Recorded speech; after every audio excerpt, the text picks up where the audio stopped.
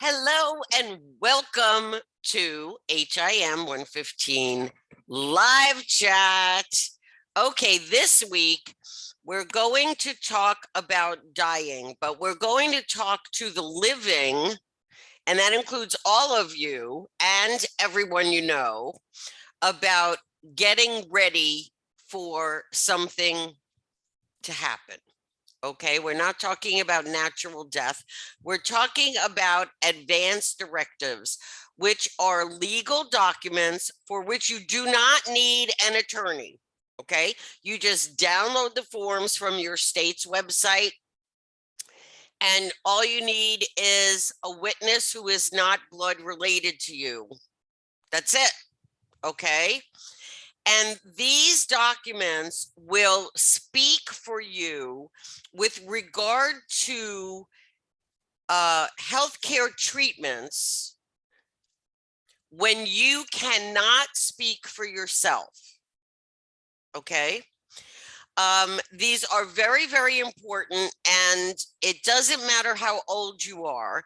As you learned or are learning about cases like Nancy Cruzan and Terry Chiavo, they were both in their early or mid-20s when circumstances befell them, and advance directives would have made a tremendous difference, not only to them, but to their families. Okay. So this is very, very important. And you want to not only complete these, give a copy to your internist, put one with your regular will or in your safe or whatever. Make sure that your family knows how you feel. Okay. But this is the way for you to speak for yourself when you cannot speak for yourself. Okay. So there are several different documents that are included under the umbrella term of advance directives. And if you think about the term, you are directing healthcare professionals in advance, okay, of something horrible happening where you cannot speak for your, you cannot speak for yourself. Remember, the United States Constitution grants you the undeniable right to refuse treatment. Okay, that's what these documents are all about. Okay, a living will, which will identify different treatments you want or don't want. A durable power of attorney for healthcare, also known as healthcare surrogacy. A DNR, do not resuscitate, and organ donation, which, depending upon how you feel about that, it's a good thing. Okay, so let's get into these in detail. A living will documents what you want or don't want to be done for you if you are dying, if you are permanently unconscious. Okay, this is not like you just got knocked out in a concussion. All right, this is, you cannot speak for yourself about what you want to have done. Most of these documents are created as a checklist. So it'll say, if two physicians agree, there's no treatment available for your condition.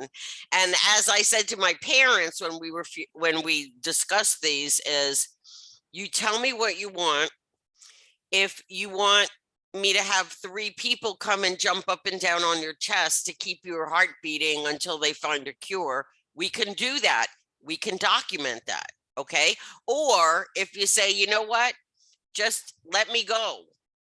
I don't want to live like a zucchini. Okay. It's whatever the person who is completing the living will wants. And like I said, both the Nancy Cruzan and the Terry Chiavo cases show you they were both in their 20s. It has nothing to do with age. Also, you can change this whenever you want. So this is not, well, I'm 27 years old, I'm going to do this, and now I have to live with what I decided forever. No, because, maybe when you're 40, you change your mind, or there's new technology, or there's new methodology that might help in a particular, or you just change your mind. Okay. It doesn't matter. You always have the right to change your mind. And remember, as long as you can speak or indicate what you want, so that could be pointing, writing on a board. Okay, it's not limited to just verbal speech. As long as you can communicate in some fashion, this does not come into play. This only comes into play when when you're unconscious, permanently unconscious. Okay, a healthcare surrogate is another person who can make healthcare decisions for you. Okay, this is also known as a proxy. This is someone who you trust to follow your wishes. Okay, I don't want to live like a zucchini, so if something happens, no feeding tubes, no, just let me go. Let nature take its course. Okay, or like I said before, everything that could possibly be done, fly in doctors from Sweden or wherever and do whatever. Okay, it's what you want. This is another person to make those decisions for you in case by the time this is necessary, there may be other things involved in the decision that you did not cover in your written living will. Okay, all right. Just one note, from a psychological and emotional standpoint, this is not recommended to be one of your children, even if your children are adult children, because one of the decisions may be to pull the plug on you and to let you pass naturally. And even if your child knows for an absolute fact this is what you want, this still can be haunting psychologically. I killed my mother, I killed my father. Okay, so it's best if you have a best friend, an adult that can be there for you. Okay, if you will. Okay, just a thought. All right. As I said, if you don't know about the Terry Chiavo case, in 1990, she was 26 years old. She fell into a persistent vegetative state after suffering cardiac arrest. There was something to do with she was dehydrated or I don't remember the exact details of how that happened, but it happened. Okay. Terry Chiavo's case was nationwide discussed. The federal government actually got into it. She was in Florida. The Jeb Bush, who was the governor of the state of Florida, actually took money from the Children's Health Insurance Fund to go to court to try and stop Terry's husband from pulling out her feeding tube because it had already been put in.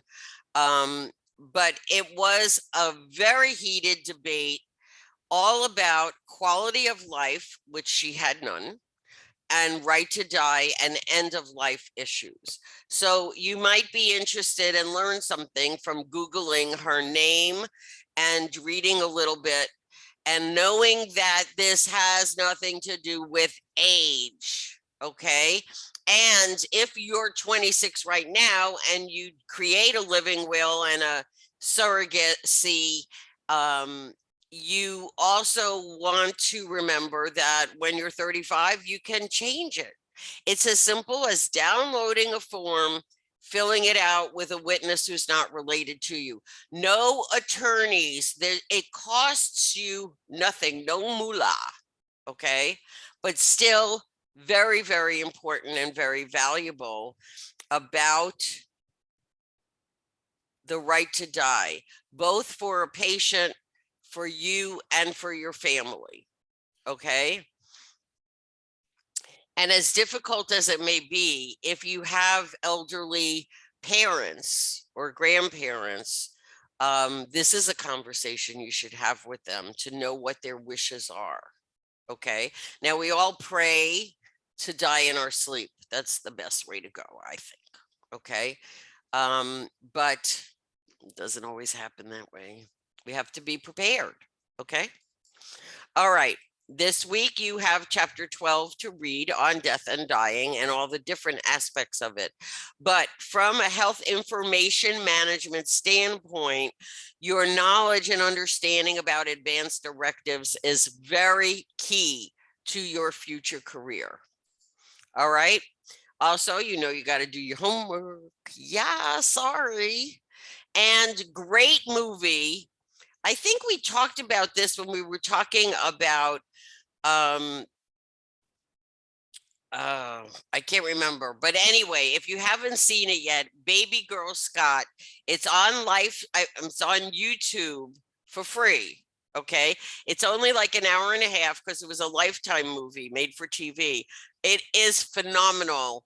It has John Lithgow and Mary Beth Hurt. It's very well done. And it is right on target for talking about the right to die, even when it is a neonate. Okay. All right. So please don't forget that through this learning journey, you are not alone. I am right here by your side, even though you can't see me. Well, you can see me right now, but on a normal basis, you can't see me, but I'm still right there. I'm there to help you. All you have to do is ask, send me an email. We'll figure it all out. Okay? Have a wonderful day.